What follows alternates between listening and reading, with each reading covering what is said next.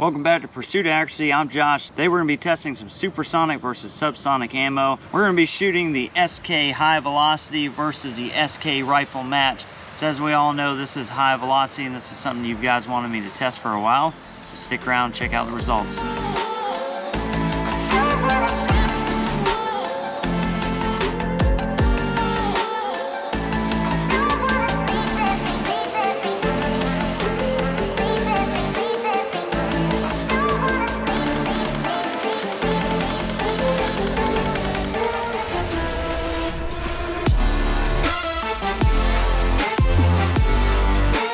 Alright, so SK high velocity ammo is something that you guys have wanted me to test on the channel. Instead of running the traditional match ammo test, I wanted to test this and also try and use this to prove or disprove a theory. It's kind of generally accepted knowledge that when you have a high velocity round, especially for rimfire, like this SK high velocity, it is supersonic out of the muzzle. Now as it travels downrange, probably somewhere between 100-125 yards, it loses enough velocity that it's now fallen down and it's now subsonic, so it's no longer supersonic.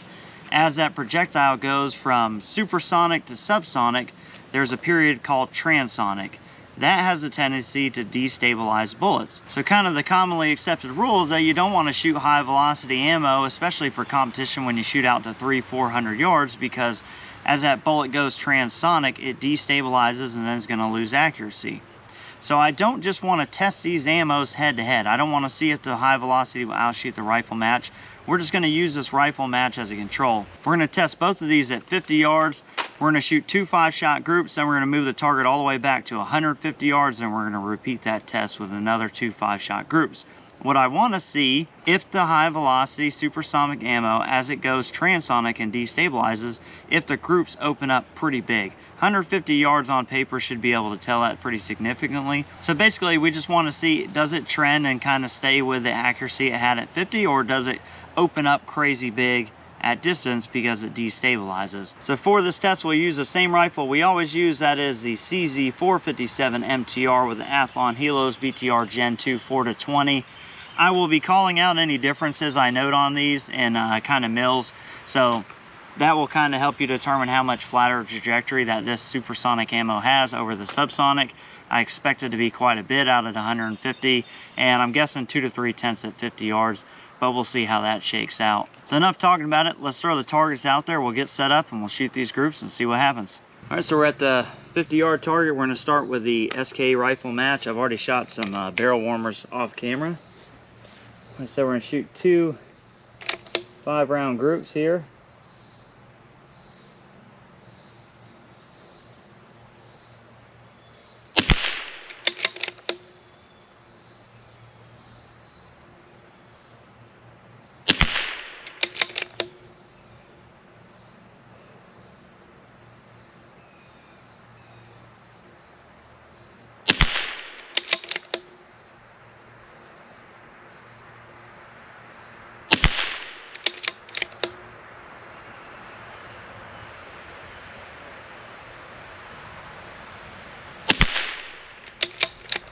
Alright, group number 2.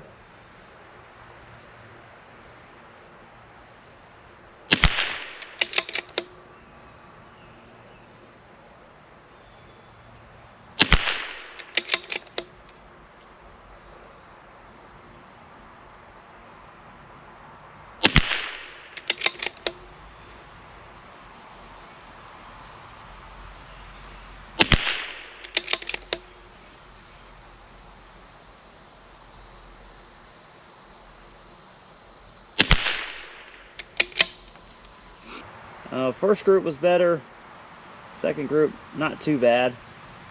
I am going to estimate that the SK is going to shoot maybe like 3 tenths higher, so I'm just going to go ahead and do that and we'll see. I'm not really concerned about where it hits on the paster. We just want to see, basically I just want to see it hit the target and how it groups. So we'll use the pacer as a point of aim, but it may not impact there. Alright, SK high velocity, 50 yards.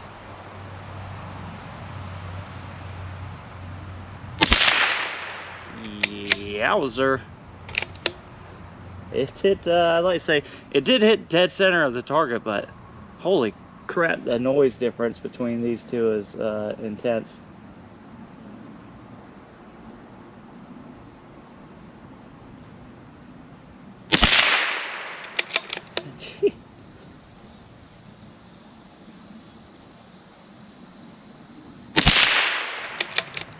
Wow.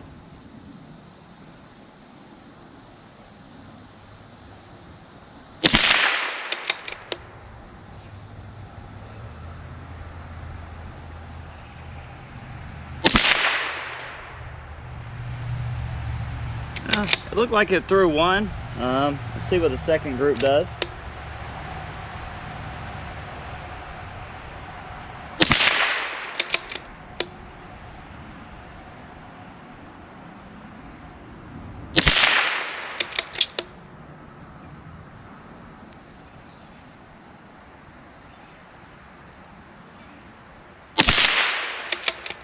Whew.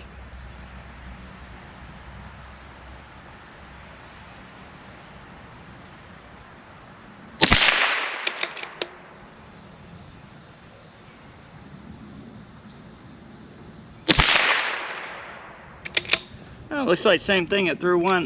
The other one's grouped pretty close.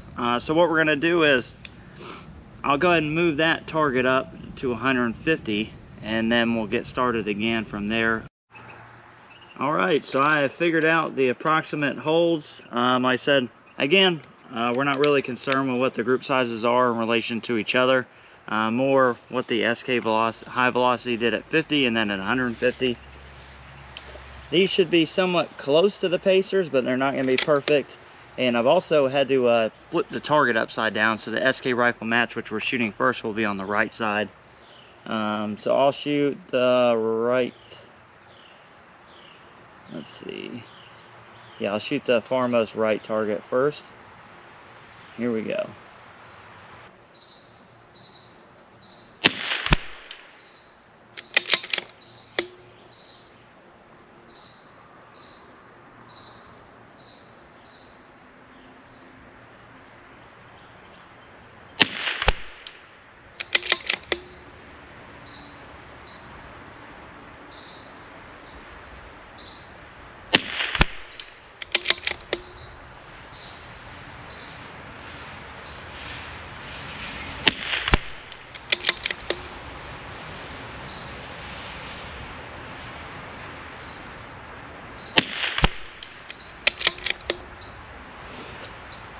All right, second target.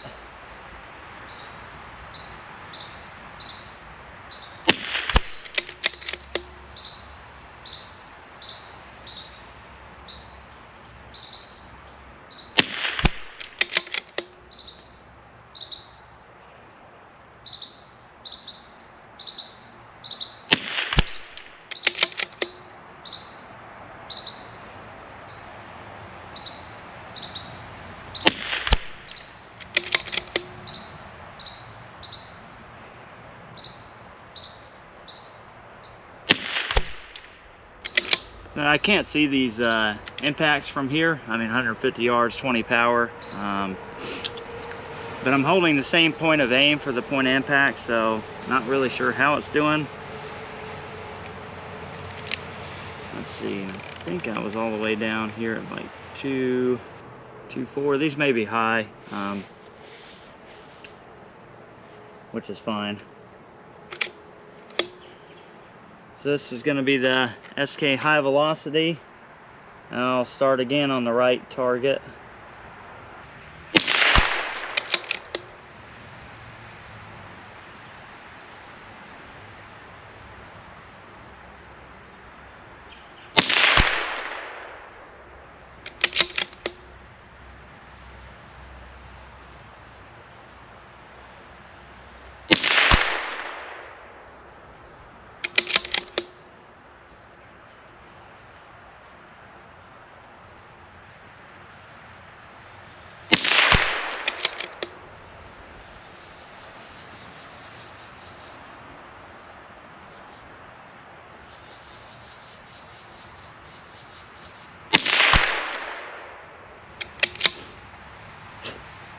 All right, it's the first 5. I think I can see a few impacts, but it's hard to say.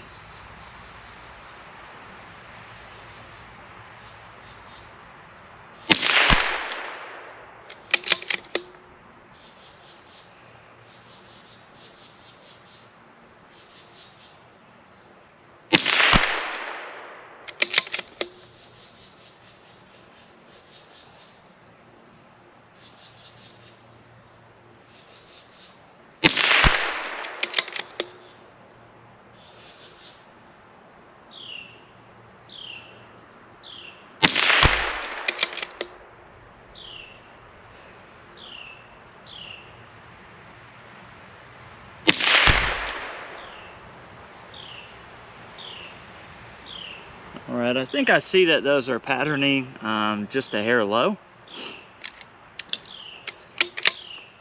I want to do something since we've got the target out there. I want to shoot, let's shoot the steel target out there at 150 twice with the SUBSONIC, and then we're going to smack it twice with a high velocity. And I just want to see what the kind of the difference is on the impact.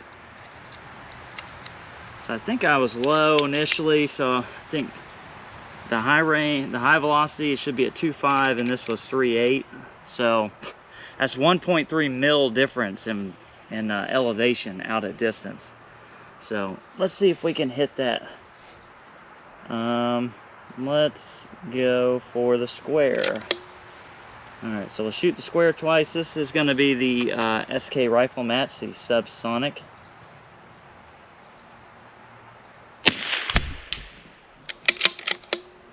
Dead center.